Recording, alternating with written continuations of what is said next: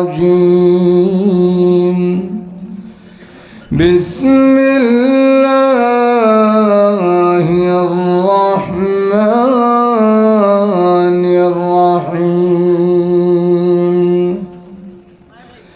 مثل الذين اتخذوا من دون الله أولياء كمثل العنكبوت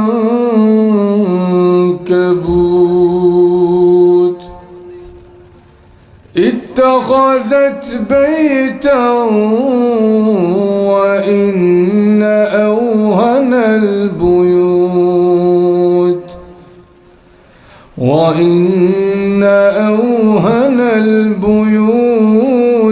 لبيت العنكبوت لو كانوا يعلمون. وقال رسول الله صلى الله عليه وسلم لا يزال الله يغرس في هذا الدين غرسا يستعملهم في طاعته. صدق الله العظيم وصدق رسوله النبي الكريم صلى الله على سيدنا ومولانا محمد وعلى آله وأصحابه وسلم.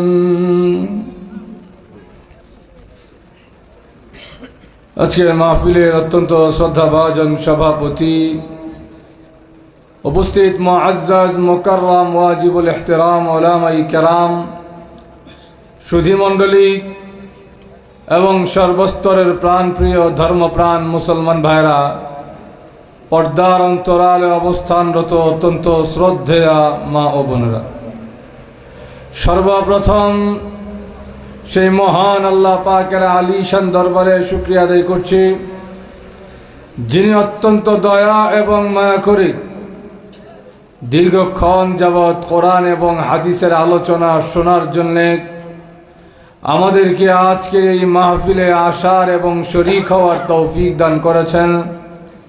এজন্য সকলেই জোরে সোরে অন্তরের অন্তঃস্থল থেকে কালিমাতুশ শুকুর আদায় করছি, আলহামদুলিল্লাহ। আমি আপনাদের সামনে পবিত্র কোরআন শরীফের সূরাতুল আনকাবুতের একখানা আয়াতে কারিমা তিলাওয়াত করেছি। রাসূল করিম সাল্লাল্লাহু আলাইহি ওয়াসাল্লামের রেখে যাওয়া অসংখ্য অগণিত হাদিস মোবারক থেকে একখানা হাদিস পাঠ করেছি। আমার তিলাওয়াতকৃত যেই সূরা, এই সূরার নাম হলো সূরাতুল আনকাবুত।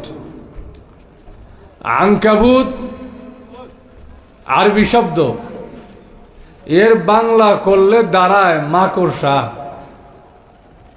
মাকড়সা চিনেন তো আপনারা? আল্লাহ রাব্বুল আলামিন কোরআন শরীফে বিভিন্ন প্রাণীর নামে সূরার নামও যেমন আনছেন, বিভিন্ন প্রাণীর নামও কোরআন শরীফে আনছেন। যেমন সূরাতুন নামল একটা সূরা আছে, বাংলা অর্থ হইল পিপিলিকার সূরা, পিঁপড়া। আরেকটা সূরা আছে সূরাতুন নাহল, অর্থ হইল মৌমাছির নামের সূরা। আবার আল্লাহ রাব্বুল আলামিন বাউদা নামটাও কোরআন শরীফে আনছেন, যেটার বাংলা অর্থ হইল মশা। আবার আল্লাহ রাব্বুল আলামিন কোরআন শরীফে যুবাব এই শব্দটাও আনছেন, এটার বাংলা অর্থ হইল মাছি। কাফেররা কয় এই কিতাব আল্লাহর কিতাব না? হ্যাঁ, আল্লাহর কিতাব। তো আল্লাহর কিতাব যদি হয় তো আল্লাহ ওনার কিতাবের মধ্যে মশা, মাছি, মাকড়সা মৌমাছি, এগুলোর কথা কেন আনবে? আল্লাহ যেমন মহান, আল্লাহ তো আনবেন এমন মহান মহান ব্যক্তিদের নাম। মাকড়সার নাম আল্লাহ কেন আনেন? মাকড়সার নামে সূরার নাম কেন আনেন? লক্ষ্য করে দেখেন, আসলে আল্লাহ রাব্বুল আলামিন কোরআন শরীফে অনেক বড় বড় নবীগণের নামেও সূরার নাম আনেন নাই। যেমন সূরাতু আদম, এমন কোন সূরা 30 পারা কোরআনের মধ্যে নেই। আপনারা ঘুমায় গেছেন নাকি আল্লাহ জানে, জাগনা আছেন তো? লক্ষ্য করে দেখে সূরাতু ঈসা, এমন কোন সূরাও কোরআন শরীফের মধ্যে, আরো জোরে বলেন, সাহাবায়ে কেরামের মধ্যে শুধু একজন সাহাবী হযরত যায়েদ রাদিয়াল্লাহু তাআলা আনহু, ওনার নামটা কোরআন শরীফের মধ্যে আছে, ফালাম্মা ক্বাদা যাইদুম মিনহা ওয়াতারা। এছাড়া আর একজন সাহাবীর নামও কোরআন শরীফের মধ্যে নেই। হযরত আবু বকর সিদ্দিক রাদিয়াল্লাহু তাআলা আনহু, ওনার ব্যাপারে কোরআন শরীফে আয়াত আছে, কিন্তু সরাসরি আবু বকর এই নামটা কোরআন শরীফের মধ্যে নেই। অথচ আবু বকর সিদ্দিক রাদিয়াল্লাহু তাআলা আনহু, উনি কি ছোট সাহাবী না বড় সাহাবী? আলী রাদিয়াল্লাহু তাআলা আনহু বলেন, খায়রুন নাসি বা'দা রাসূলিল্লাহ আবু বকর। রাসূলুল্লাহ সাল্লাল্লাহু আলাইহি ওয়াসাল্লাম বলেন, সর্বশ্রেষ্ঠ মানুষ নবীজির পরে যদি কোনো সর্বশ্রেষ্ঠ মানুষ থেকে থাকে, সেই লোকটার নাম হলো আবু বকর সিদ্দিক। একটু জোরে হন না। আবু বকর সিদ্দিক রাদিয়াল্লাহু তাআলা আনহু এত বড় জলিলুল কদর সাহাবী, এরপরেও ওনার নাম আবু বকর, সরাসরি এই নামটা কোরআন শরীফের মধ্যে নেই। ওমর রাদিয়াল্লাহু তাআলা আনহু, ওনার পাওয়ার কি? উনি নিজেই নিজের ব্যাপারে বলেন, ওয়াফাকতু রাব্বি ফি সালাস। 3 জায়গায় এমন আছে যেখানে আমার রায়, আমার সিদ্ধান্ত, আমার মতামত আর আল্লাহর সিদ্ধান্ত, আল্লাহর রায় বরাবর হয়ে গেছে। যেমন একটা উদাহরণ দিই আপনাদের, তখনও পর্দা ইসলামে ফরজ হয় নাই, তখনকার কথা, পর্দা নাই। একদিন ওমর রাদিয়াল্লাহু তাআলা আনহু নবীজির ঘরে আসলেন, হুজুর আপনার ঘরে যেমন ভালো ভালো মুমিন, ভালো ভালো সাহাবাই কেরাম প্রবেশ করে, আপনার ঘরে কিন্তু মুমিন নাম দিয়া কিছু বাটফারও ঢুকে। দেখবেন মসজিদে আমরা যারা নামাজ পড়তে যাই, সব কিন্তু মুসল্লি না। কিছু আছে মুসল্লির ভান ধরছে ঠিকই, আসলে কিন্তু হে জুতা চোর। বলেন হুজুর, আপনার ঘরে যারা প্রবেশ করে সবাই কিন্তু আবু বকরের মতন পবিত্র না, সবাই কিন্তু উসমান আলীর মতো পবিত্র না। কিছু আব্দুল্লাহ ইবনে উবাই ইবনে সলুল মার্কা মুনাফিকও আপনার ঘরে ঢুকে। আপনার মেয়েদেরকে বলবেন, আপনার স্ত্রীদেরকে বলবেন, মনে রাখবেন তখনও পর্দা নাজিল হয় নাই, এদেরকে বলবেন যারা এরা পর পুরুষ দেখলে ভিতরে চলে যায়, বাইরে না থাকে। আল্লাহ রাব্বুল আলামিন এই কথাটা এত পছন্দ করছেন, কোরআনের আয়াত নাজিল করে বলেন, ইয়া আইয়ুহান নবী কুল লিআজওয়াজিক ওয়া বানাতিক ওয়া নিসাইল মুমিনিন ইউদনিনা আলাইহিন্না মিন জালাবিবিহিন্না। ওয়া রাসূল, আপনি আপনার স্ত্রীদেরকে বলে দেন, আপনার মেয়েদেরকে বলে দেন, মুমিন নারীদেরকে বলে দেন, তারা যেন এখন থেকে নিজের উপরে পর্দা টেনে দেয়। আরো জোরে বল না। উনি বলছেন পর্দার কথা, পরামর্শ দিয়েছেন, আল্লাহর কাছে পছন্দনীয় হওয়াতে আল্লাহ এই পর্দাকে কিয়ামত পর্যন্ত মুসলমান নরনারীর জন্য ফরজ করে দিয়েছেন। কিন্তু এরপরেও ওমর এই শব্দটা কোরআন শরীফের মধ্যে নেই। আরো লক্ষ্য করে নবীজির আরেকজন সাহাবী, ওনার নাম হলো উবাই ইবনে কাআব রাদিয়াল্লাহু তাআলা আনহু। ওনার টাইটেল কি? রাসূল আকরাম সাল্লাল্লাহু আলাইহি ওয়াসাল্লাম বলেন, কানা আকরাউহুম লিকিতাবিল্লাহ। উবাই ইবনে কাব হলো সাহাবাই কেরামের মধ্যে কোরআন শরীফের সবচাইতে বড় কারি। একটু আস্তে হইলেন সুবহান। কেমন কারি লক্ষ্য করে দেখেন। একদিন নবীজি গিয়া বলেন, ও ভাই, তোমার কাছে আমি একটু কোরআন তেলাওয়াত করে শোনাই, আমার তেলাওয়াতটা একটু শোনো।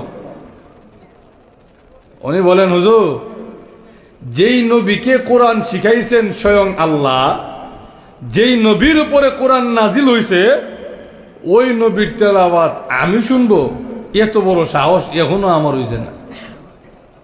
আপনাদের মাদ্রাসার মুতাহিম সাহেব যদি সাধারণ একজন মানুষে গিয়া বলে, ভাই সাহেব আমার সূরা ফাতিহা একটু শুনেন তো, উনি বলবে, হুজুর মাহফুজ চাই, দোয়াও চাই।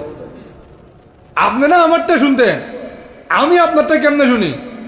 হুজুর আপনার উপরে কোরআন নাজিল হয়েছে, আমার তেলাওয়াত না আপনি শুনবেন, আপনারটা আমি কেমনে শুনি? নবীজি আরেকবার বললেন, ও ভাই আমার তেলাওয়াতটা একটু শুনো। হুজুর আমার পক্ষে সম্ভব না। একবার, দুইবার, তিনবার নবীজি বললেন, উনি তিনবার অপারগতা পেশ করলেন, হুজুর আমি আপনার তেলাওয়াতের কাছে কোরআন তেলাওয়াত করে শোনাইতে আসি না। আল্লাহ রাব্বুল আলামিন আমি বিশ্ব নবীকে আদেশ করেছে, আগো নবীজি উবাই ইবনে কাবের কাছে কোরআন তেলাওয়াত করে শোনান। আল্লাহ আমাকে আদেশ করেছেন বলে আমি তোমার কাছে কোরআন তেলাওয়াত করে শোনাতে এসেছি।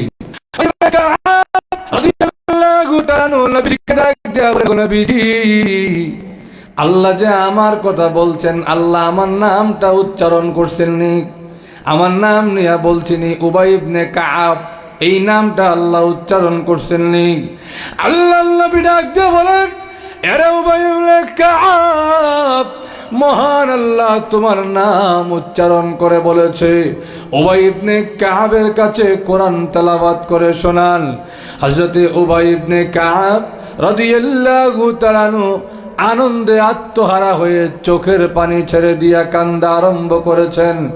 মহান আল্লাহ যে আমার মতন গোলামের নাম উচ্চারণ করেছে, আমি উবাই ইবনে কাবের জিন্দেগি সার্থক হয়ে গেছে। ফাবাকা, উনি কান্দা আরম্ভ করছে, হুজুর আল্লাহ যে আমার মতন গোলামের নামটা উচ্চারণ করছে, আমার আর কোনো কিছু চাওয়ার পাওয়ার নাই। কিন্তু এরপরেও উবাই ইবনে কাব এই নামটা আল্লাহ কোরআনে আনেন নাই। আমি এতক্ষণ ধরে আপনাদেরকে যেই বিষয়টা বুঝাইতে চাই, এত বড় বড় নবী, এত বড় বড় ব্যক্তি, এত বড় বড় সাহাবী, ওনাদের নাম কোরআন শরীফের মধ্যে নাই। কাফেররা বলে, তাহলে মাকড়সার নামে আল্লাহ কোরআন শরীফের সূরার নাম কেন আনলেন? মাকড়সার নামে আল্লাহ কোরআন শরীফের সূরার নাম কেন আনলেন, এটা জানার দরকার আছে না নেই? লক্ষ্য করে দেখে, মাকড়সার নামে আল্লাহ কোরআন শরীফের সূরার নাম কেন আনলেন? এই সূরার মধ্যে আল্লাহ মাকড়সার গড়ের কথা আনছেন। মাকড়সার গড় দুর্বল না সবল? আরো জোরে বলেন। বাতাস আসলে মাকড়সার ঘর ভেঙ্গে খান খান হয়ে যায়। ঝাড়ু দিয়ে বাড়ি দিলে মাকড়সার ঘরের কোনো অস্তিত্ব খুঁজে পাওয়া যায় না। আল্লাহ রাব্বুল আলামিন এই জন্য মাকড়সার ঘরের কথা এই কোরআন শরীফে এই সূরার মধ্যে আনছেন। কেন আনছেন? কারণ আল্লাহ রাব্বুল আলামিন মাকড়সার ঘর দিয়ে উদাহরণ দিয়েছেন। মাকড়সার ঘর যে দুর্বল, এটা যেমন শিক্ষক যেমন বুঝে, ছাত্রও বুঝে, শিক্ষিত যেমন বুঝে, অশিক্ষিতও বুঝে, পুরুষ যেমন বুঝে, মহিলাও বুঝে, বুড়া যেমন বুঝে, বাচ্চাও বুঝে। আরো জোরে বলেন। আল্লাহ যদি কোরআন শরীফে আল্লাহ যেমন মহান এমন মহান মহান কথা বলতেন, তাহলে আমরা যারা শ্রোতা আছি আমরা অনেকে নাও বুঝতে পারতাম।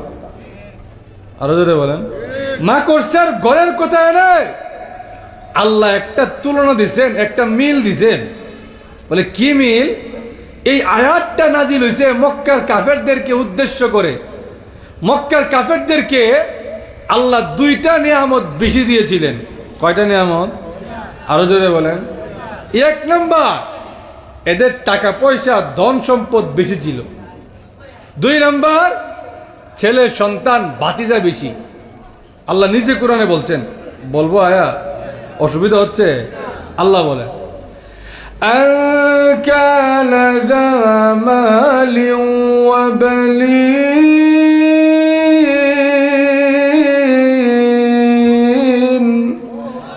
আল্লাহ বলেন তোমরা যে কালিমার দাওয়াতকে বাধা প্রদান করো, লা ইলাহা ইল্লাল্লাহর কালিমাকে বাধা প্রদান করো, কেন? তোমাদেরকে দুইটা নিয়ামত দিছি। এক নাম্বার জুমাল, ধন সম্পদ বেশি। দুই নাম্বার বানিন, ছেলে সন্তান, ভাতিজা নাতিপুতি বেশি। বর্তমান যুগে এটার বাংলা হলো লাঠিয়াল বাহিনী বেশি। আমাদের সমাজে দেখবে কারো যদি ছেলে সন্তান ভাতিজা বেশি হয়, তাহলে ওই লোকটার দাপটে সমাজে টিকবার মতন না। আমার এক দুঃসম্পর্কের মামা আমারে বলে, ভাই না মামা গরিব হইতে পারি, কিন্তু মামা লাঠির জোর আছে। আমি জিজ্ঞেলাম, মামা গরিব হইলে আবার লাঠির জোর কেমন হয়? বললো মামা লাঠির জোর কেমনে? মামার হলো 5 ছেলে, 5 ফুয়া, 5 ছেলের ঘরে আবার 5 নাতি, কোনো নাতিনও নাই, মেয়েও নাই। এজন্য সমাজে কিছু বলতে গেলে আমারে হিসাব করে বলতে হয়। জোরে বলেন ঠিক কিনা? এই মক্কার কাফেররা টাকাও বেশি, ছেলে সন্তান লাঠিয়াল বাহিনী বেশি। এই দুইটা নিয়ামত পাইয়া নবীজির সাহাবীদেরকে মানুষ মনে করতো না। নবীজির দুর্বল দুর্বল সাহাবীদেরকে নিয়ে নির্যাতনের স্টিম রোলার চালিয়ে দিত। আল্লাহ কোরআনের আয়াত নাজিল করে মাকড়সার ঘরের কথা এনে বলেন, ও মক্কার কাফেররা, তোমাদের ধন সম্পদ, তোমার লাঠির জোর, এগুলাকে চিরস্থায়ী মনে করো না। মনে রাখবা, ওই যে মাকড়সার ঘর দেখা যায়, ওই মাকড়সার ঘর যত দুর্বল, তোমার লাঠির জোর, তোমার ক্ষমতা, তোমার টাকা পয়সা আমি আল্লাহর কাছে তার চাইতেও বেশি দুর্বল। লক্ষ্য করে দেখে নবীজির সাহাবী যারা তখন প্রাথমিক যুগে ইসলাম ধর্ম গ্রহণ করেছে, শক্তি ছিল না, অসহায়, অনেকের বাড়িও এই দেশে না। এক দেশ থেকে আরেক দেশে এসে বাড়ি করলে, জায়গা করলে, আমাদের ব্রাহ্মণবাড়িয়ার ভাষায় বাদেম্মা হয়। আপনাদের সিলেটে অনেক জায়গায় বৈতল ডাকে। ধরে বলেন ঠিক কিনা? বাড়িও এই দেশে না, আবার আরেকজনের গোলাম। এদের উপরে যেমন বিলাল রাদিয়াল্লাহু তাআলা আনহু দেখতে শুনতে কালো, আরেকজনের গোলাম উমাইয়া ইবনে খলফে, ধন সম্পদ নাই, বাপের নামটা জানে, দাদার নাম কি তা কেউ জানে না। এই অবস্থায় উনি যখন কালিমা পড়ে মুসলমান হয়ে গেলেন, মক্কার কাফেররা উমাইয়া ইবনে খলফ কয়, আমারটা খায়, আমারটা পরে, আর আমার খোদার বিরুদ্ধে যাইতো। আজকে হের একদিন কি আমার একদিন। বুখারী শরীফের মধ্যে আসছে, ওনাকে নিয়ে মক্কার বাচ্চা বাচ্চা পোলা পাইনে হাতে তুলে দিছে। ওই মক্কা শিশুরা বিলাল রাদিয়াল্লাহু তাআলা আনহুর গলার মধ্যে বেড়ি পড়াইয়া ওনাকে টেনে হেঁচড়ে মরুভূমিতে নিয়ে গেছে। ওই মরুভূমির বালু এমন গরম ছিল, কিতাবের মধ্যে আছে যদি কোনো গোশতের টুকরা রেখে দেওয়া হতো, সঙ্গে সঙ্গে তা সিদ্ধ হয়ে যেত। এমন বালুতে ওনাকে চিৎ করে শুয়াইছে, নড়াচড়া যেন না করতে পারে, বুকের উপর ভারী পাথর বসায় দিয়েছে, ওনাকে চাবুক দিয়ে মারে। আর উনি চিৎকার করে বলে, আহাত আহাত, আমার আল্লাহ এক, আমার আল্লাহর কোনো শরীক নেই। সুবহানাল্লাহ বলবেন। আবু বকর সিদ্দিক রাদিয়াল্লাহু তাআলা আনহু পাশে দিয়া যায়, আর ডেকে ডেকে বলে, বিলাল রে, আমাদের আল্লাহ তো এমন আল্লাহ, আমাদের আল্লাহকে জোরে ডাকলে যেমন শুনে, আমাদের আল্লাহকে আস্তে ডাকলেও শুনে। নবীজির সাহাবীরা নবীজির কাছে এসে বলে, লাগো নবীজি, আল্লাহ কি আমাদের কাছে না দূরে? আল্লাহ যদি কাছে হয়, ফানুনাজি, আল্লাহকে আমরা আস্তে আস্তে ডাকবো, জোরে ডাকবো না। জোরে ডাকলে কাফেররা যদি শুনে আল্লাহকে ডাকি, কাফেররা নির্যাতন করে, আল্লাহ যদি কাছে হয় আল্লাহকে আর জোরে ডাকবো না, আস্তে আস্তে ডাকবো। আর যদি দূরে হয় আল্লাহকে চিৎকার করে করে জোরে জোরে ডাকবো। আল্লাহ রাব্বুল আলামিন কোরআনে আয়াত নাজিল করে বলেন, গো নবীজি আমার সাহাবীদেরকে জানায়া দেন, আমার বান্দাদেরকে জানায়া দেন, আমি আল্লাহ দূরে না, আমি আল্লাহ তাদের কাছে। শুধু কাছেই না, আমি আল্লাহ আমার বান্দার শাহরগের চাইতেও বেশি কাছে। আবু বকর সিদ্দিক রাদিয়াল্লাহু তাআলা আনহু বিলাল রাদিয়াল্লাহু তাআলা আনহুকে ডাক দিয়া বলেন, বিলাল রে, আল্লাহকে এত জোরে জোরে ডাকার দরকার নাই, আস্তে ডাকো। আস্তে ডাকলে ফায়দা হবে কি? তোমার উপরে নির্যাতন কম আসবে, নির্যাতন বেশি আসবে না। এরা তো আল্লাহর নাম সহ্য করতে পারে না। তুমি যখন জোরে জোরে আল্লাহকে ডাকো এরা আল্লাহর নাম বরদাস্ত করতে পারে না, তোমাকে মারে।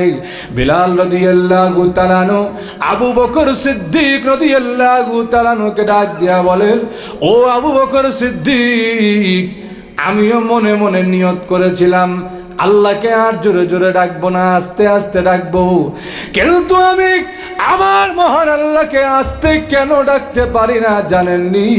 ওই বেঈমান কাফেররা যখন আমাকে মারে আর আমি যখন আমার আল্লাহকে আল্লাহু আহাদ বলে ডাক দেই, ওই সময় এত মজা এত মধুর লাগে, আমি বিলাল আর কাফেরদের নির্যাতনের কষ্ট টার পাই না। আবু বকর সিদ্দিক রাদিয়াল্লাহু তাআলা বলেন, তোমার অন্তরে যে আল্লাহর এত মহব্বত, ইমানের প্রতি তোমার এত ভালোবাসা, তোমাকে তো এমনি রেখে দেওয়া যায় না। গেলেন উমাইয়া ইবনে খলফের কাছে, বিলাল রাদিয়াল্লাহু তাআলার মালিক উমাইয়া ইবনে খলফের কাছে গিয়া বলে, একটা গোলাম রাখছো, গোলামটারে দিয়া কামও করাও না, গোলামটারে বিক্রিও করো না, খালি দিন রাত গোলামটারে মারো। এক কাজ করো, গোলামটারে আমার কাছে বিক্রি করে দাও। উমাইয়া ইবনে খলফ চোখ উল্টায় কয়, আবু বকর, তুমি তো গোলাম কিনতে আইছো না, তুমি তোমার জাতি বাইরে উদ্ধার করতে আইছো। এমন দাম চাইমু? তুমি আবু বকরের গোলাম কিনার সামর্থ্য নাই। আর আবু বকর রাদিয়াল্লাহু তাআলা উনিও মনে মনে নিয়ত করে আইছে, আমার সব কিছু বিক্রি করতে হলে সব বিক্রি করে দিব, এরপরেও বিলালকে আজাদ করে ছাড়বো। আবু বকর সিদ্দিক রাদিয়াল্লাহু তাআলা এমন সাহাবী ছিলেন, নেক কাজে ওনাকে কেউ পিছনে ফেলায়া দিবে এই কাজটা কেউ করতে পারত না। একদিন নবীজি চান্দা করে, কালেকশন করে জিহাদে যাবে। আল্লাহর নবী ঘোষণা দিলেন, আজকে আর লুকোচুরি চান্দা হবে না, আজকে আর গোপন দান হবে না, আজকে এরকম খোলা মজলিসে সবাই সবাইকে দেখায়া কে কত দিবে বলো। ডান দিক থেকে কে দিবে বলো? ওসমান রাদিয়াল্লাহু তাআলা ছিলেন ডান দিকে, উনি হাত তুলে বলেন, হুজুর আল্লাহর রাস্তায় 100 উট দান করে দিলাম। নবীজি মুচকি হাসি দিয়া বলেন, ডান দিক পাইলাম, মাঝখানে কে আছো? ওসমান রাদিয়াল্লাহু তাআলা ছিলেন ডান দিকে, উঠটা মাঝখানে আইসা বলে, হুজুর মাঝখান থেকে আমি ওসমান 100 উট দান করলাম। নবীজি বাম দিকে বললেন, এদিকে কে আছো? ওসমান রাদিয়াল্লাহু তাআলা মাঝখান থেকে উঠটা বাম দিকে গিয়া কয়, হুজুর বাম দিকেও আমি আছি, আমি ওসমান আল্লাহর রাস্তায় আরো 100 উট দান করলাম। নবীজি যেই দিকে মাথা ঘুরায় ওসমান রাদিয়াল্লাহু তাআলা ওই দিকে গিয়া বসে আর বলে, হুজুর 100 100 100 100 100 600। আরো জোরে হন না, 600 উট আল্লাহ রাস্তায় দান করে দিয়েছেন।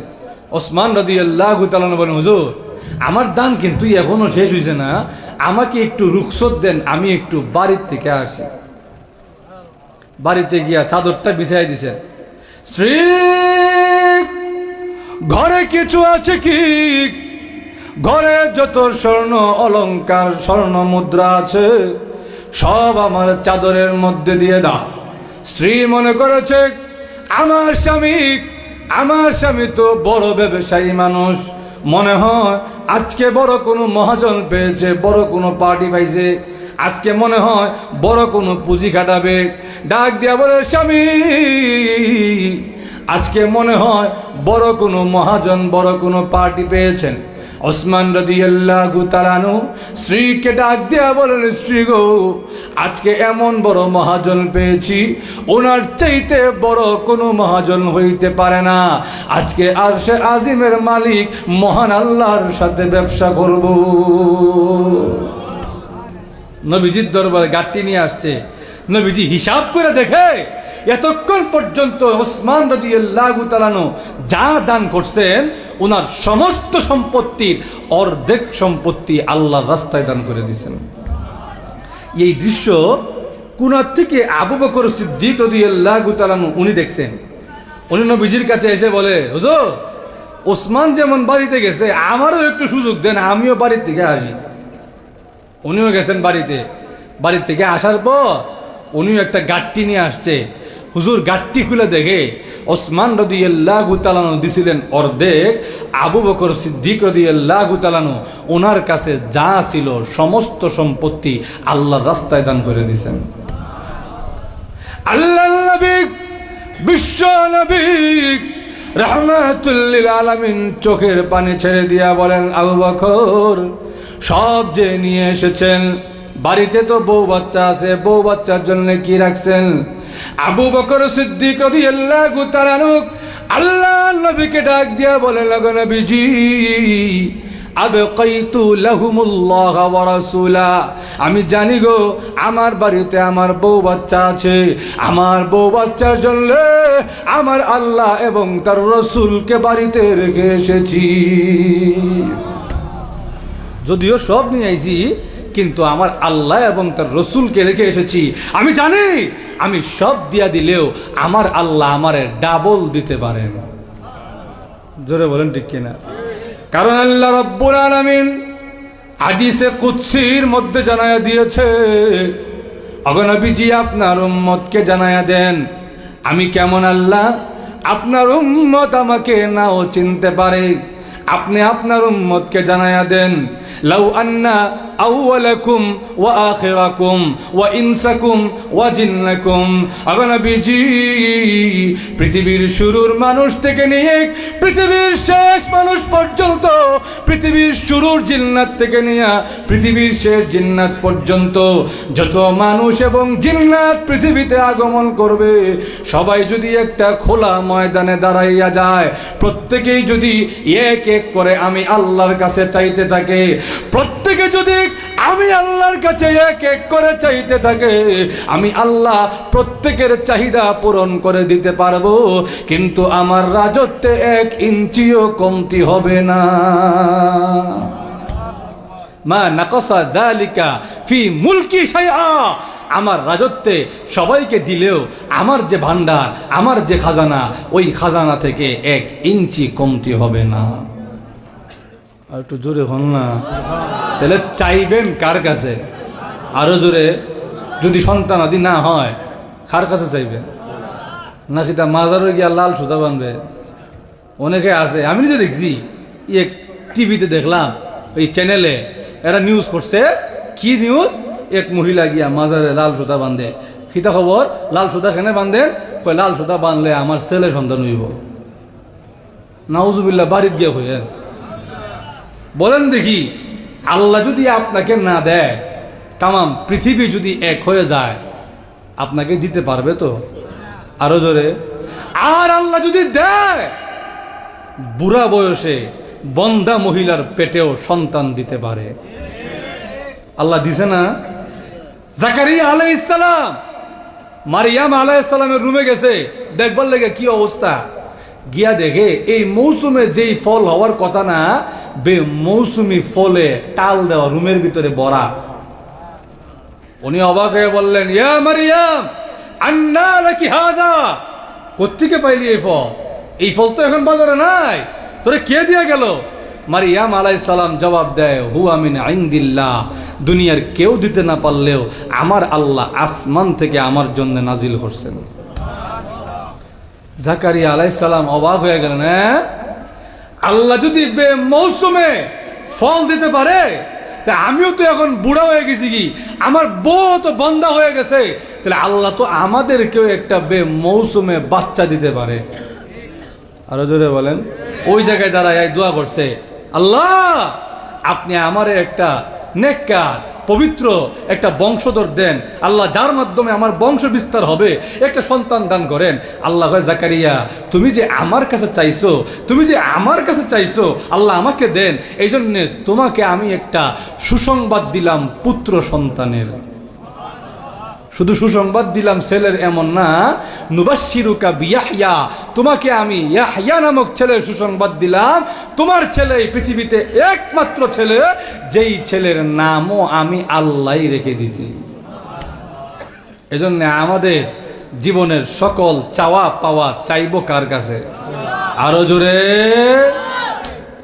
আবু বকর সিদ্দিক রাদিয়াল্লাহু তাআলা এমন সাহাবী, আল্লাহু আকবার, উনার শান বলতে গেলে আলোচনা অন্যদিকে যাবে, শান বলা হবে না।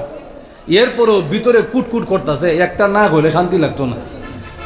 অসুবিধা হচ্ছে আপনাদের?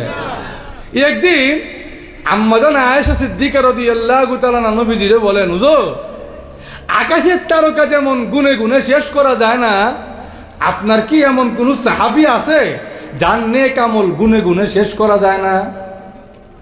ভিতরে ভিতরে মনে মনে আশা হইল, মনে হয় আমার আব্বা আবু বকরের নাম বলবে। নবীজি বলেন, হ্যাঁ এমন একজন সাহাবী আমার আছে যার নেক আমল গুনে গুনে শেষ করা যায় না। হুজুর নামটা কি? আমার এমন সাহাবীর নাম হলো উমর ইবনে খাত্তাব। একটু জোরে হন না। হুজুর তা আমার আব্বা গেল কই? আপনি যে আমার আব্বার নামটা বললেন না, এতে তো বোঝা যায় ওমর ইবনে খাত্তাবের নেক আমল আমার আব্বার চাইতে বেশি। ওনার নেক আমল তো আকাশের তারকার মতো গুনে গুনে শেষ করা যায় না। তা তো বোঝা যায় আমার আব্বার চাইতে ওমর ইবনে খাত্তাবের নেক আমল বেশি। জোরে বলেন ঠিক কিনা? আল্লাহর নবী, বিশ্ব নবী রাহমাতুল লিল আলামিন ডাক দিয়া বলেন, আয়েশা গো, তোমার আব্বা আবু বকরের পাওয়ার আরো বেশি, তোমার আব্বার সম্মান মর্যাদা আরো বেশি। কেমন বেশি জানুনি? তোমার আব্বা আবু বকর হিজরতের রজনীতে, যেই রাতে আমার কোনো সাথী ছিল না, আমার কোনো সঙ্গী ছিল না, বেঈমান কাফেররা আমি নবীর পিছনে ধাওয়া করেছিল, আমি নবীকে যদি পাইতো সঙ্গে সঙ্গে হত্যা করে ফেলতো। ওই রাতে তোমার আব্বা আবু বকর সিদ্দিক রাদিয়াল্লাহু তাআলা আনহু, আমি ওনার বাড়ির সামনে গিয়া বললাম, আবু বকর বাড়িতে আছেননি? এমনি তাকায় দেখি আবু বকর সিদ্দিক রাদিয়াল্লাহু তাআলা আনহু সাথে সাথে আমি নবীর সামনে দাঁড়াইয়া বলে, লাব্বাইকা ওয়া সাদাইকা ইয়া রাসূলুল্লাহ, আমি আবু বকর আপনার জন্য হাজির আছি, আমি আবু বকর আপনার জন্য প্রস্তুত আছি। আল্লাহর নবী বিশ্ব নবী রাহমাতুল লিল আলামিন অবাক হয়ে জিজ্ঞাসা করলেন, আবু বকর আমি তো 4 মাস আগে আপনাকে বলেছিলাম আল্লাহ যে কোনো দিন হিজরতের আদেশ করতে পারেন, হিজরতের নির্দেশ দিতে পারেন। 4 মাস ধরে আর তো আপনাকে কিছু বলে নাই, কোন দিন বের হব, কোন তারিখে বের হব, কি বারে বের হব, একটা নির্দিষ্ট সময় আপনাকে বলে নাই। এখন যে আমি আপনাকে ডাক দিয়েছি, আপনি কেমনে বুঝলেন আমি নবী এখন হিজরতের জন্য রওনা করব? আবু বকর সিদ্দিক রাদিয়াল্লাহু তাআলা আনহু আল্লাহ নবীকে ডাক দিয়া বলে, লাগো নবীজি, ওই যে 4 মাস আগে আপনি বিশ্ব নবী আমাকে বলেছিলেন আল্লাহ যেই কোনো দিন হিজরতের নির্দেশ করতে পারেন, ওই যে 4 মাস আগে বলেছিলেন, ওই 4 মাস ধরে আমি আবু বকর আমার ঘোড়াকে সামুর গাছের পাতা খাইয়েছি। সামুর গাছের পাতা যদি ঘোড়াকে খাওয়ানো হতো, ওই ঘোড়া সহজে দুর্বল হতো না, হৃষ্টপুষ্ট থাকতো। আমি আবু বকর সিদ্দিক গত 4 মাস ধরে আমার ঘোড়াকে সামুর গাছের পাতা খাইয়েছি। আমি আবু বকর নিজেকে সদা সর্বদা প্রস্তুত রেখেছি, যাতে বিশ্ব নবী আমাকে যেদিন ডাক দিবে আমি আবু বকরের যেন দেরি না হয়। যদি আমি আবু বকর একটুখানি বিলম্ব করি, কাল কিয়ামতের কঠিন ময়দানে আমি আবু বকর আশিকে রাসূল হইয়া দাঁড়াইতে পারবো না। সুবহানাল্লাহ।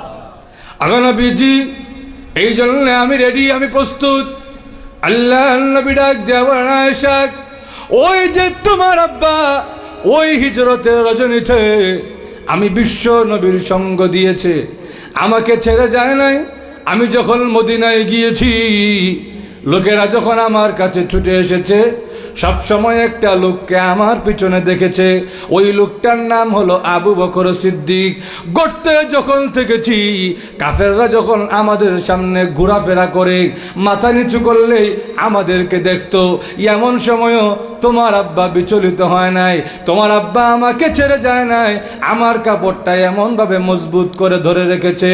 তোমার আব্বার হিজরতের রজনীর আমলটা আল্লাহর কাছে এত প্রিয়, এত পছন্দনীয় হয়েছে, ওমরের সারা জীবনের আমল যদি এক পাল্লায় রাখা হয়, আর তোমার আব্বার হিজরতের রাতটা যদি আরেক পাল্লায় রাখা হয়, তোমার আব্বার হিজরতের একটা রাত ওমরের সারা জীবনের নেক আমলের চাইতে কোটি কোটি গুণ বেশি ওজন হবে।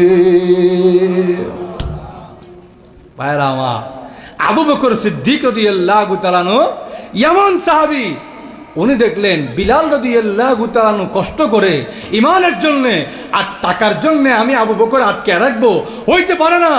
দৌড়ায় গেলেন, উমাইয়া ইবনে খলফের কাছে গিয়া বলেন, যত টাকা লাগে সব আমি দিব, বিলালকে আজাদ করে দাও।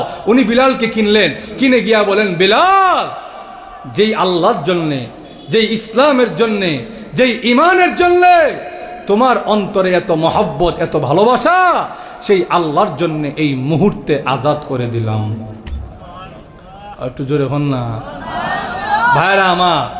লক্ষ্য করে দেখে, আল্লাহ রাব্বুল আলামিন ঈমান আর কুফর এই দুইটার পার্থক্য বলে দিয়েছেন। কুফর যত বেশি শক্তিশালী হোক না কেন, যত শক্তি, যত ক্ষমতার অধিকারী হোক না কেন, এই কুফর এই দুনিয়াতে টিকবে না, আখিরাতেও টিকবে না। কুফরের ইজ্জত, কুফরের সম্মান, কুফরের দাম আল্লাহর কাছে মাকড়সার গড়ের চাইতেও বেশি দুর্বল। আরো জোরে বলেন। আর ইমানের শক্তি, ইমানদারের শক্তি, আল্লাহ রাব্বুল আলামিন কোরআনে আয়াত নাজিল করে বলেন, অগনবীজি, ওই যে আপনার সাহাবী বিলালকে এরা ঠাট্টা মশকরা করে। কেমন ঠাট্টা মশকরা? মক্কা বিজয়ের পরে নবীজি সাল্লাল্লাহু আলাইহি ওয়াসাল্লাম যখন মক্কার চাবিকাঠি নবীজির হাতে, নবীজি বললেন, বিলাল, যাও কাবাগরের ছাদে দাঁড়াইয়া আজান দেও। বিলাল রাদিয়াল্লাহু তাআলা কাবাগরের দিকে রওনা করছেন। কাফেররা, মক্কার কাফেররা কিছু বলতে পারে না, মাথা নিচু করে বসে রয়েছে। কিন্তু যখন দেখলেন বিলাল রাদিয়াল্লাহু তাআলা রওনা করছে কাবাগরের দিকে, তখন দুই হাত দিয়া দুই চোখ ডেকে ফেলছে। ডেকা নিজের মরা বাপ, নিজের মরা দাদাকে ডাকা আরম্ভ করছে, আব্বা, ও দাদা, আপনারা ময়রা বাচ্ছেন আর আমরা বাচ্চা মরছি। ময়রা বাচ্চা আর বাচ্চা মরা বুঝেন না আপনারা? বলে কেমনে? যেই কালো গোলাম বিলালটারে কাবাগরের দেওয়ালের কাছে আসতে দিছি না, যে কাবাগরের দেওয়াল নাফাক হয়ে যাবে, এই গোলামটারে আজকে মুহাম্মদ কাবাগরের ছাদে উঠেছে।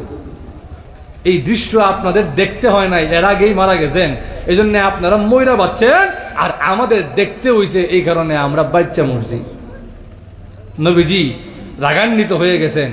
আমার সাহাবী বিলালকে এত অকথ্য ভাষায় গালিগালাজ করে, এরকমভাবে ঠাট্টা মশকরা করে নবীজি উদ্ভূত হয়েছেন যে এদের বিরুদ্ধে একটা কিছু বলা দরকার। আল্লাহ আয়াত নাজিল করে বলেন, অগনবীজি, বান্দাটা যেহেতু আমার, জবাবও দিব আমি আল্লাহ নিজে। আর একটু জোরে বল না। আল্লাহ আয়াত নাজিল করে বলেন, ওয়ায়াসখারুনা মিনাল্লাযীনা আমানু ওয়াল্লাযীনা ইত্তাকাউ ফাওকাহুম ইয়াওমাল কিয়ামা। এই কাফেররা, এই বেঈমান মুশরিকরা বিলালকে নিয়ে ঠাট্টা মশকরা করে, ইমানদারদেরকে ঠাট্টা মশকরা করে। আপনি এদেরকে বলে দেন, দুনিয়ার জীবনে যদিও এদের ইজ্জত সম্মান তোমরা দাও না, কিয়ামতের কঠিন ময়দানে এই বিলাল, এই মুত্তাকি সাহাবী, এই ইমানদার সাহাবীরা আমি আল্লাহর কাছে সুউচ্চ মর্যাদার অধিকারী হবে। কেমন মর্যাদা! আল্লাহর নবী বিশ্ব নবী রাহমাতুল লিল আলামিন ডাক দিয়া বলেন, বিলাল রে, দুনিয়ার জীবনে তোমাকে দাম দেয় না, তোমাকে সম্মান দেয় না, তোমাকে চাবুক দিয়া বেত্রাঘাত করে মারে, কিন্তু তুমি বিলালের আল্লাহ রাব্বুল আলামিনের কাছে কত ইজ্জত জানোনি? আমি নবী যখন মেরাজের রজনীতে আমি যখন জান্নাতের ভ্রমণ করতে গেলাম, এমনি তাকায় দেখি জান্নাতের ভিতর থেকে কার যেন পায়ের জুতার আওয়াজ শোনা যায়। জিবরাইলকে ডাক দিয়ে বললাম, জিবরাইল, আপনি না বলেছিলেন আমি বিশ্ব নবীর আগে আল্লাহ কাউকে জান্নাতে প্রবেশ করাবে না? আপনি না বলেছিলেন আমি বিশ্ব নবীকে দিয়ে আল্লাহ জান্নাত উদ্বোধন করাবেন? আকিদার কিতাবের মধ্যে আছে, ফাল জান্নাতু লা ইয়াদখুলুহা ক্বাবলা মুহাম্মাদিন আহাদুন, নবীজির আগে জান্নাতে কেউ প্রবেশ করবে না। ও জিবরাইল, এখন দেখি কার যেন পায়ের জুতার আওয়াজ শোনা যায়, মনে তো হয় আমার আগে কেউ জান্নাতে প্রবেশ করেছে। জিবরাইল আলাইহিস সালাম আল্লাহ নবীকে ডাক দেয়া বলেন, নবীজি, আপনার আগে আল্লাহ কাউকে জান্নাতে দিবেন না, আপনার আগে আল্লাহ কাউকে জান্নাতে প্রবেশ করাবে না। কিন্তু জান্নাতের ভিতর থেকে যে পায়ের জুতার আওয়াজ আসে, এই জুতার আওয়াজ কার জানেননি? এই জুতার আওয়াজ হলো আপনার কালো সাহাবী বিলালের। বিলাল হাটে মদিনার অলিগলিতে, বিলালের পায়ের জুতার আওয়াজ শোনা যায় জান্নাতে। ভাইরা আমার, আল্লাহ বলেন, নবীজি, কুফুরের দাম নাই, ইমানের দাম আছে। ইমানদার যে দেখতে কালো হইলেও, দেখতে সুন্দর না হইলেও, ধন সম্পদ না থাকলেও, রাজমিস্ত্রি হইলেও, যুগালি হইলেও, মুচি হইলেও, চামার হইলেও, ইমানের দাম আমি আল্লাহর কাছে আছে, ইমানদারের দাম আছে। আর না হলে আবু জাহেল যত বড় ক্ষমতাশীল হোক না কেন, যত বড় ধনী হোক না কেন, আবুল আহাব যত বড় ক্ষমতাশীল হোক না কেন, আবুল আহাব আবু জাহিল্লার দাম আমি আল্লাহর কাছে একটুও নেই। আরো জোরে বলেন। আবুল আহাব নবীজি যখন কালিমার দাওয়াত দিতেন, আবুল আহাব পিছন থেকে দুই হাত দিয়ে না করতো, ইমান আনিস না। দুই হাত দিয়ে এমনি না করতো, ইমান আনিস না। সাহাবীরা গিয়া বলে, আবুল আহাব, তুমি যে খালি এমনি দুই হাত দিয়ে না করো ইমান আনার জন্যে, আল্লাহ না করুক, আল্লাহ কিন্তু নারাজ হয়ে গেলে তোমার হাতের উপরে গজব এসে পড়বো, ঠাড়া পড়বো। আবুল আহাব পরের দিন সকালবেলা যেই সাহাবীরা এই কথা বলতো, ওই সাহাবীদের বাড়িতে গিয়া বলে, কিও তোমরা না বলছিলা হাতের উপরে ঠাড়া পড়বো, দেখো হাত কিচ্ছু হয়েছে না, আগের মতোই আছে। আল্লাহ রাব্বুল আলামিন তার দৃষ্টতা, তার বেয়াদবির জবাব দিয়েছেন কোরআনে আয়াত নাজিল করে। আল্লাহ তার দুনো হাতের কথা কোরআনে আনছেন, তাব্বাত ইয়াদা আবি লাহাব, আবু লাহাবের দুনো হাত ধ্বংস হোক। এরপরে কেমন যেন আল্লাহর রাগ আরো বেড়ে গেছে। আল্লাহ এরপরে বলেন, ওয়াতাব্বা, শুধু হাত নয়, গোটা আবু লাহাব ধ্বংস হোক। ঠিকই দেখা গেছে আবু লাহাব পচে গলে দুর্গন্ধ ছড়ায়া মারা গেছে। সে মরে যাওয়ার পরে তার লাশ থেকে এমন দুর্গন্ধ বেরোইছে, তার ছেলে সন্তান বউ বাচ্চা সব তারে ফালাইয়া ভাগছে। এমন গন্ধে বাঁচবার মতন অবস্থা না।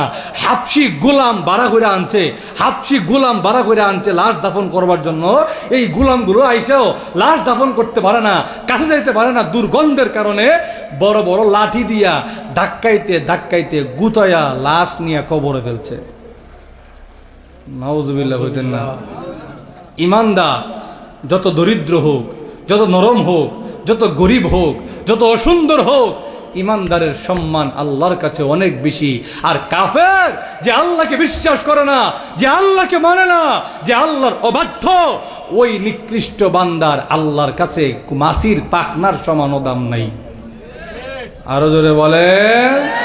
ভাইরা আমার, লক্ষ্য করে দেখেন, এই জন্যে ইমানদার, তাকওয়াদার এই লোকগুলোর দাম, ইজ্জত, সম্মান আল্লাহর কাছে সবচাইতে বেশি। আল্লাহ কোরআনেও বলেন, দুনিয়াতে যেমন ইজ্জত আখেরাতেও ইজ্জত, দুনিয়াতে যেমন সম্মান আখেরাতেও সম্মান। দুনিয়ার সম্মান কি?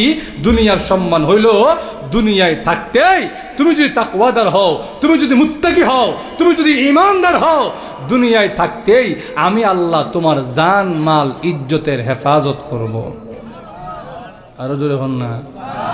আবু বকর সিদ্দিক রাদিয়াল্লাহু তাআলা আনহু, আল্লাহ উনাকে দিয়া পুরা দুনিয়াবাসীকে দেখায়া দিয়েছেন আল্লাহ কিভাবে মুত্তাকি বান্দার, ইমানদার বান্দার ইজ্জত হেফাজত করেন, সম্মান হেফাজত করেন। আল্লাহ দেখায়া দিয়েছেন। বলবো? অসুবিধা হচ্ছে না তো? শেষ করে দিব, বেশি সময় নাই। লক্ষ্য করে দেখেন, আবু বকর সিদ্দিক রাদিয়াল্লাহু তাআলা আনহু একদিন এমন একটা বড় মজমার পাশে দিয়া যায়। ওই মজমাটা ছিল ইহুদিদের মজমা। শ্রোতাও ইহুদি, বক্তাও ইহুদি। বক্তা যিনি ছিলেন, উনি ছিলেন তাওরাত কিতাবের বড় আলেম। তার নাম হলো ফিনহাস ইবনে আজুরা।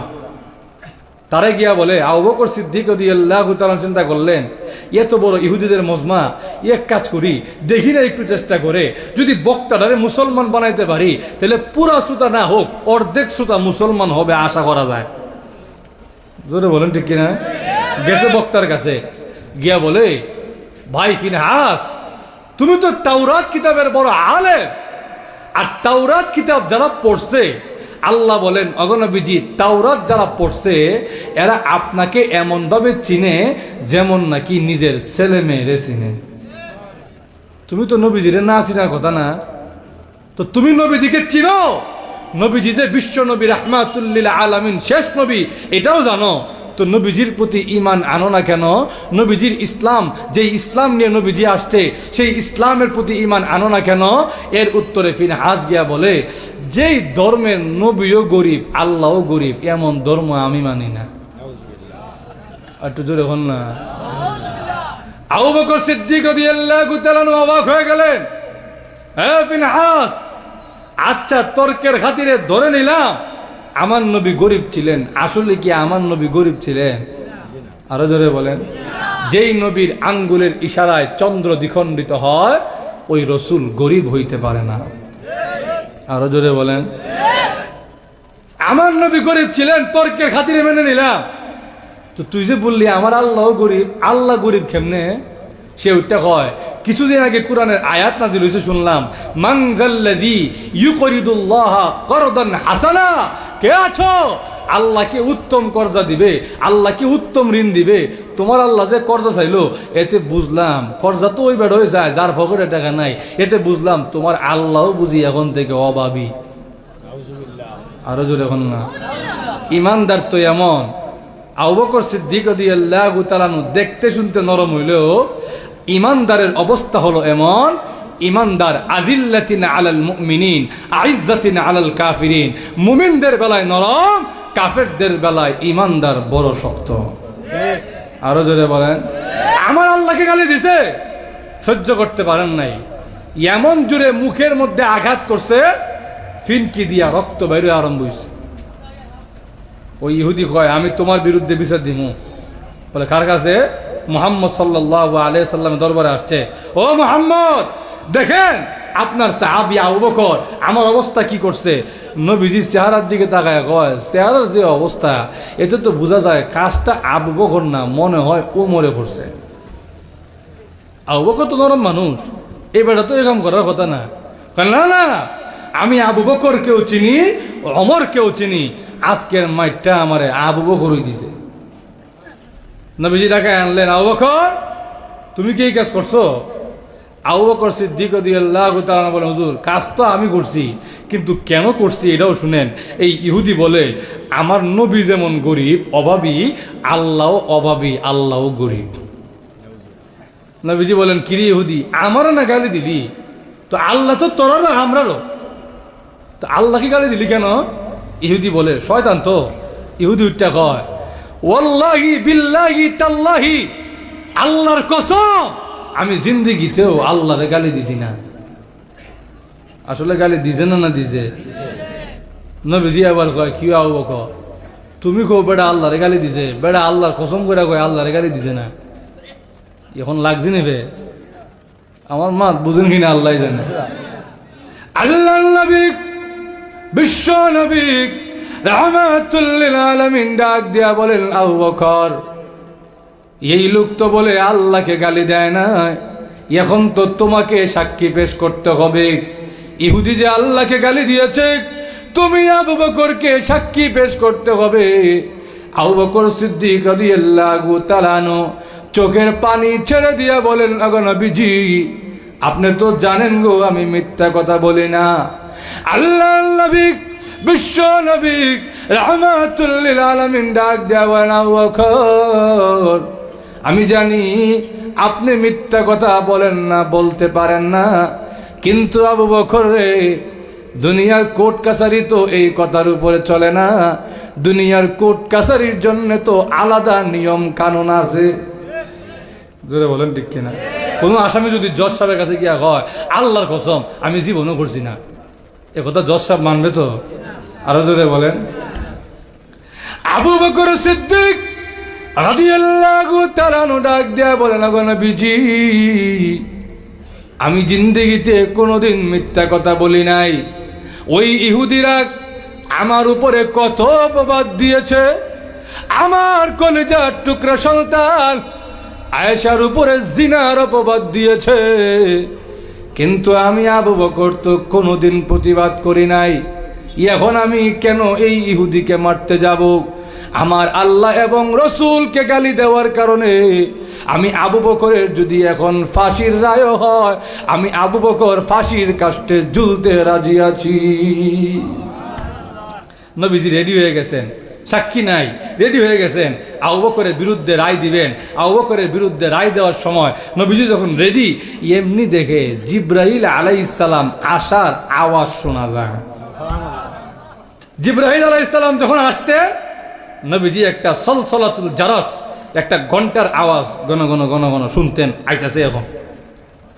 আল্লাহর নবী, বিশ্ব নবী রাহমাতুল লিল আলামিন সাহাবীদেরকে ডাক দিয়া বলেন, সাহাবীরা রে, আমার জিব্রাইল যখন আসতেছে, আবু বকরের বেলায় জিব্রাইল যখন আসতেছে, মনে হয় আল্লাহ কোনো রায়, কোনো সিদ্ধান্ত দিবেন।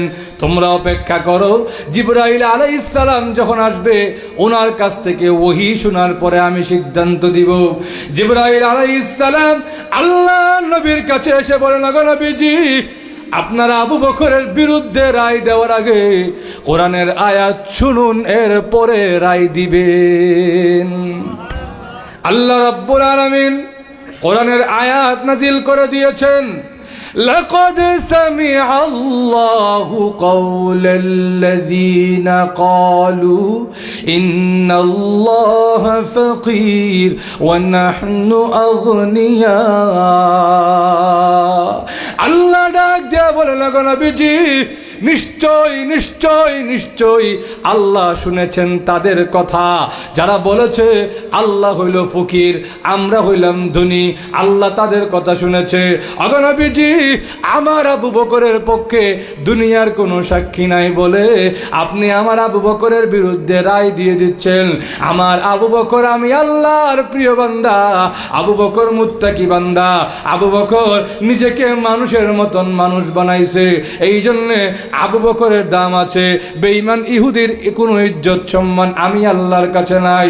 আমার আবু বকরের পক্ষে দুনিয়ার কোনো সাক্ষী না থাকতে পারে গো, আমি স্বয়ং মহান আল্লাহ আমার আবু বকরের পক্ষে সাক্ষী দিয়া দিলাম।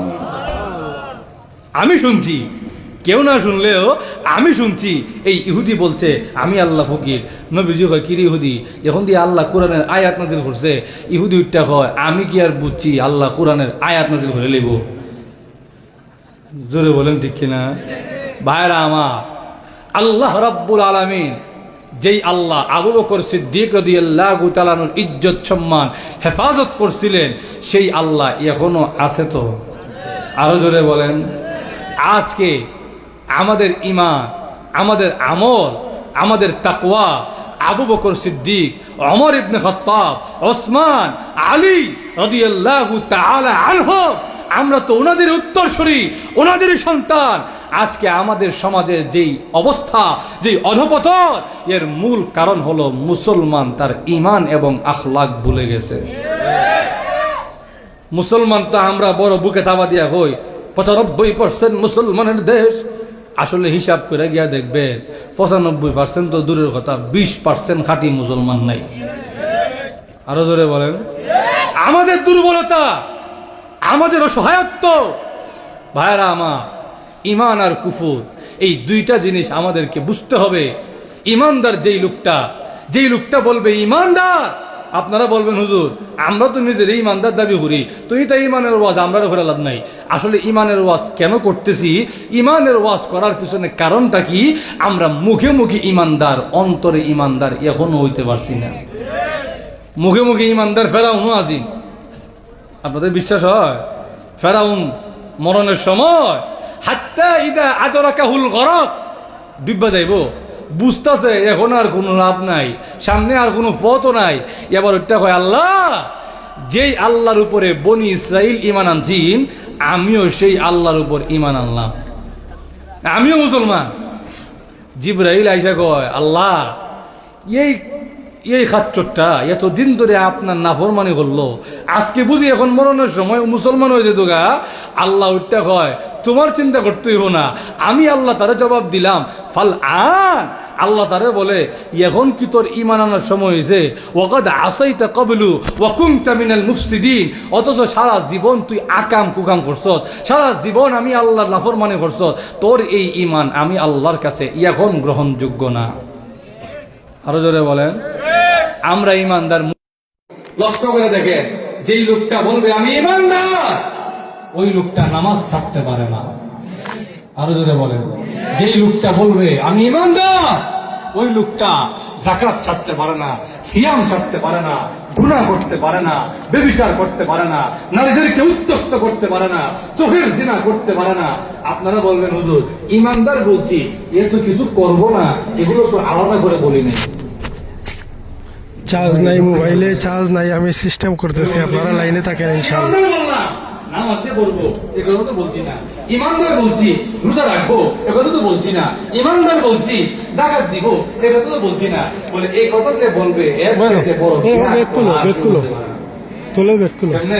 একটা উদাহরণ দিয়ে আমার আলোচনা শেষ করে ফেলবো। লক্ষ্য করে দেখে এক লোক বিয়া করছে, কৃপণ বহিল টাইপের লোক, বিয়া করার পরে ও হয় একটা শাড়ি আনছেন বাজার থেকে, জর্জরের শাড়ি, এটা পরলে শরীরের মধ্যে থাকতে হয় কেমন ফুটা ফুটা লাগে। আর নয় বুঝা এক কাজ করবেন, কালকে বাজারে গিয়ে আমার জন্য একটা সুতি শাড়ি কিনে নিয়ে আসবে। বকিল একটা হয় আইতে না আইতো চাওয়া চাবি আরম্ভ হয়ে গেছে, এটা বন্ধ কোনো লাগবে বলে কেমনে। বকিলে আবার হয় তোমার যে কবুল কইছি, কবুল তো কইছি ঠিক, কিন্তু তোমার যে শাড়ি কিনে দিব এ কথা তো একবারও খুশি না। বলেন ঠিক কিনা? পরের দিন সকালবেলা বউ করে আপনাদের বাড়িতে তো দেখি বাথরুমের অবস্থা ভালো না, গোসল করতে যাওয়ার লাগে গামলায় পুকুরে। তা আমি পুকুরে গোসল করতে পারবো না, আমার জন্য আলাদা টিউবওয়েলের ব্যবস্থা করে দেন। জামাইটা কবুল কইছি, টিউবওয়েল দিব একবারও বুঝি না। এখন যে কথা তারা বলে সে খালি বলে কবুল বলছি, এটা বলছি না, এটা বলছি না, এটা বলছি না। এই বিচার এক কান দুই কান হইতে হইতে চেয়ারম্যান সাহেব পর্যন্ত গেছে। চেয়ারম্যান সাহেব যখন দরবার বসাইছে, দরবার বসার পরে হয় কেউ ছবি রানি, তুমি যে খালি বউ কবুল করছো, এটা বলছো না, এটা বলছো না, তো বউটা দেও না কেন এটি? চেয়ারম্যান সাহেব আপনিও এ কথা বলে, আমি তো শুধু বিয়া করছি, কবুল বলছি, মাছ কিনা দিমু এ কথা তো বলি নাই, টিউবওয়েল ফেলে দিমু এ কথাও বলি নাই, সুতি শাড়ি কিনা দিমু এই কথাও বলি নাই। তখন চেয়ারম্যান সাহেব একটা কয় আরে বিয়া কর, তুই যে ওই বিয়ার মজমায় কবুল বলছ, তোর এই কবুলের মধ্যে এই মহিলার গোটা জিন্দেগি ঢুকায় দেওয়া আছে। আরো যদি বলেন ঠিক তেমন ভাবে যেই লোকটা বলবে আমি ইমানদার, আমি ইমান আনছি, ওই লোকটা কখনো আল্লাহর আদেশের বাইরে যাইতে পারে না। আরো যদি বলেন কিন্তু আমার অবস্থা এমন, দোকানে মাঠে সুদ খাইতাম পারি, ঘুষ খাইতাম পারি, ইমানটা বড় কষ্ট। বলেন ঠিক কিনা? আসে মুসলমানদের অধপতনের মূল কারণ মুসলমানদের ইমানের মধ্যে গাফলতি, মুসলমানদের ইমানের মধ্যে ঘাটতি। আজকে মুসলমান যদি ইমানদার হইতো, খাঁটি ইমানদার হইতো, ইমানের শক্তি যদি নিজের বুকের মধ্যে ধারণ করত, আজকে দাঁড়ে দাঁড়ে মুসলমানরা মানুষের হাতে মাইর খাইত না। এই জন্য আসেন যুবক ভাই যারা আছেন, ইমাম মাহদির কাফেলায় যোগ দিতে রাজি আছেন তো ইনশাআল্লাহ? ইমাম মাহদির সৈন্য হইতে রাজি আছেন তো ইনশাআল্লাহ? ইমাম মাহদি আলাইহিস সালাম ফজরের নামাজের পরে বের হবেন সৈন্য নিয়ে। তো ফজর যদি আপনি না বলেন, সৈন্য লইবে, ঘুম থেকে উঠে দেখবেন সৈন্য লইলে আপনি এখনো বাড়ি ধরে বলেন দেখি না। এই জন্য ভাইয়ের আমার আসে ইমানদার যখন দাবি করছি, قل إن صلاتي ونسكي ومحياي ومماتي لله رب العالمين, আজকের থেকে নিয়ত করে আমার গোটা জিন্দেগি আমি আমার আল্লাহর জন্য উৎসর্গ করলাম। আমাদের জীবন কার? আরো জোরে বলে আমার মরণ কার? আমি আমার গোটা জিন্দগি, আমার জীবন থেকে নিয়ে মরণ পর্যন্ত, আমার গোটা জিন্দগি, আমার ঘর থেকে নিয়ে আমার সংসদ পর্যন্ত, আমার গোটা জিন্দগি আল্লাহর জন্য উৎসর্গ করতে রাজি আছেন না নাই? আরো জনে বলে আল্লাহ রাব্বুল আলামিন আমাদেরকে বোঝা, আমল করার তৌফিক দান করুন।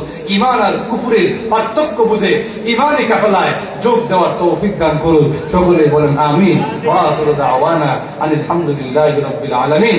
আসসালামু আলাইকুম ওয়া রাহমাতুল্লাহি ওয়া বারাকাতুহু।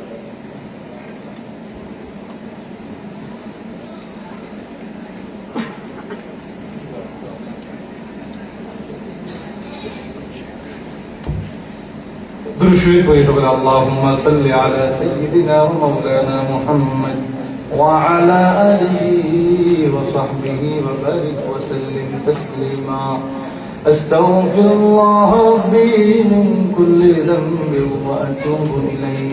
لا حول ولا قوة إلا بالله العلي العظيم.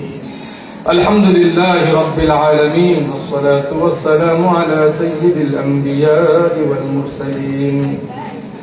ربنا ظلمنا أنفسنا وإن لم تغفر لنا وترحمنا لنكونن من الخاسرين. اللهم اغفر لنا ولوالدينا رب ارحمهما كما ربياني صغيرا. رب ارحمهما كما ربياني صغيرا. رب العالمين সারা জীবনের গুনাহের বোঝা মাথায় লইয়া ভিক্ষুকার কাঙ্গালে বেশে সাদাদারি ওয়ালা মুরব্বিদেরকে নিয়ে, আলেম ওলামা নিয়ে, নওজোয়ান ভাইদেরকে নিয়ে, পর্দার আড়ালের মা বোনদেরকে নিয়ে আমি গুনাহগার মুসাফির অবস্থায় তোমার শাহী দরবারে হাত বাড়াই। আল্লাহ মেহেরবানি করে গো আমাদের জিন্দগির গুনাহ খাতা মাফ করে দাও। আল্লাহ গুনাহ করেছি, অপরাধ করেছি, তবুও তো আমরা তোমারই গোলাম, তোমারই বান্দা। তুমি যদি ফিরাইয়া দাও, বলো না আমরা কোথায় যাব, কার কাছে যাব। আল্লাহ দুনিয়াতে দেখেছি কোন ভিক্ষুক যদি ধনীর দুয়ারে গিয়ে আঘাত করে, ধনী যদি ফিরাইয়া দেয় আরেক ধনীর দরজায় গিয়া করা লাগে। আল্লাহ আমাদের তো তুমি ছাড়া যাইবার কোন জায়গা না। আল্লাহ মেহেরবানি করে গো আমাদের জিন্দগির গুনাহ খাতা মাফ করে দাও। আল্লাহ আমরা পাইলাম, আল্লাহ জানি না কার মালাই কার বানায়। আল্লাহ মা বাবার কথা দুনিয়াতে ভোলা যায় না। দুনিয়াতে দেখেছি আব্বা নিজে ভালো দেখায় নাই, সন্তানকে হওয়াইছে। আল্লাহ আব্বার গাড়ি দিয়ে আমি গাড়িওয়ালা, আব্বার বাড়ি দিয়ে আমি বাড়িওয়ালা, আব্বার জমি দিয়ে আমি জমিওয়ালা।